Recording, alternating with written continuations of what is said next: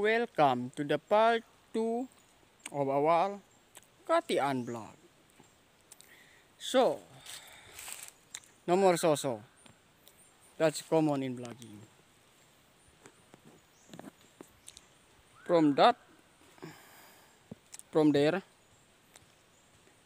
that's the part 1. That was the part 1 of my vlog, touring you inside that video. You can find in my channel the full content from that house to here where you can find our source of water, the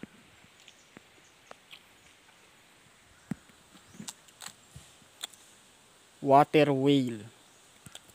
Well, I do not know how to pronounce well, it's up to you how to correct.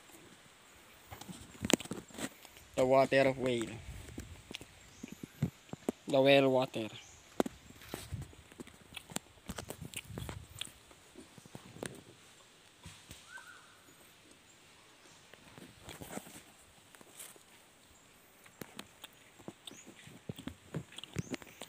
This well water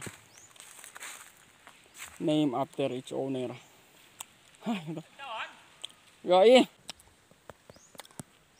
This well water is named after its owner. Now it is called the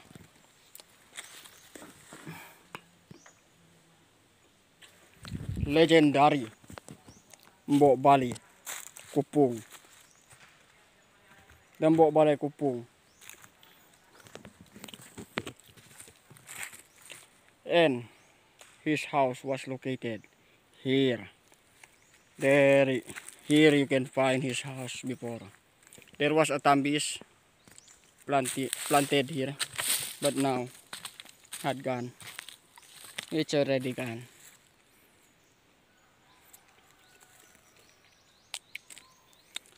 And it is replaced by the nangka.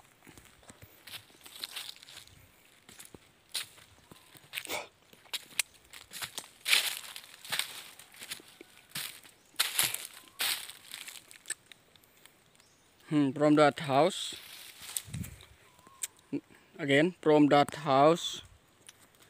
this is my playground when the season of mango, during the season of mango. Here is the road. This was the road before to Batumanga. When you go straight ahead, you can find the house of Apu Poro, the Great. This was my playground.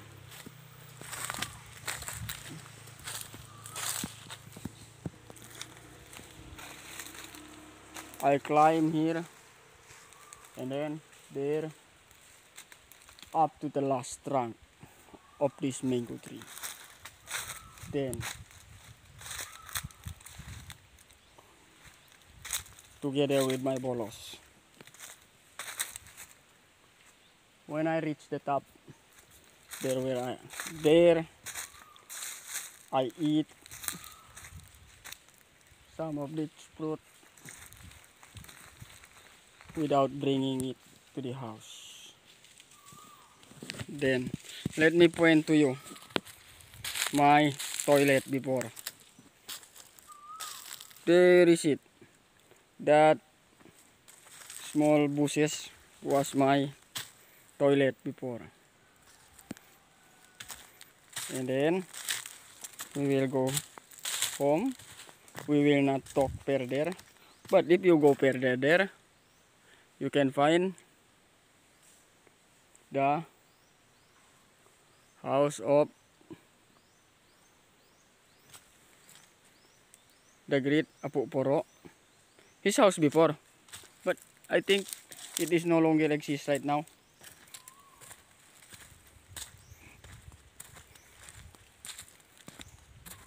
And this is the beep with its kid. So no more so. And now I will talk no further because we end here the part 2 of our vlog. Look at the view, man.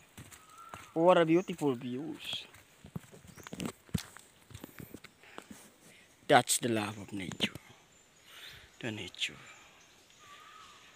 No matter where I go, I always remember this place. The views and the beauty of the nature. Where you can smell the fresh air. It's been almost 20 years since I leave. It's up to you. Leave this place. But now here I am again. Here we go again. Bami o madalas. And our lunch for today is coconut fruit. Of course. The delicious coconut fruit, the natural.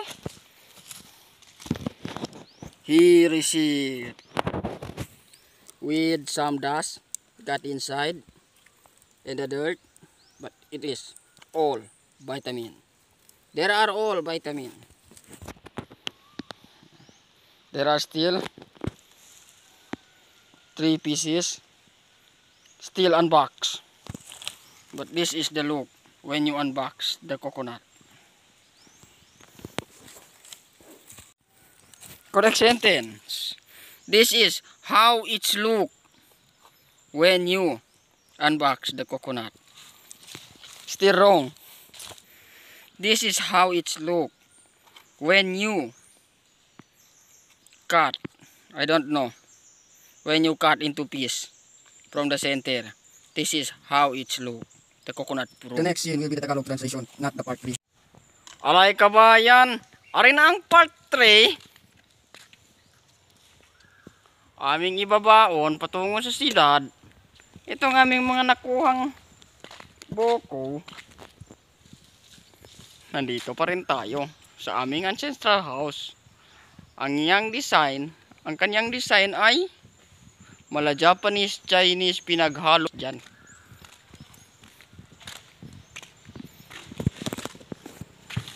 Ito naman ang main highway. Kagagawa pa lang. Napayuna bang yung sarang? Aking ipagpatuloy. Kaninang napos. Ay, may dubaan na tao. Ay, nakakahiya naman. Yan ang aming ibabaon. At yan naman ang uncle ko.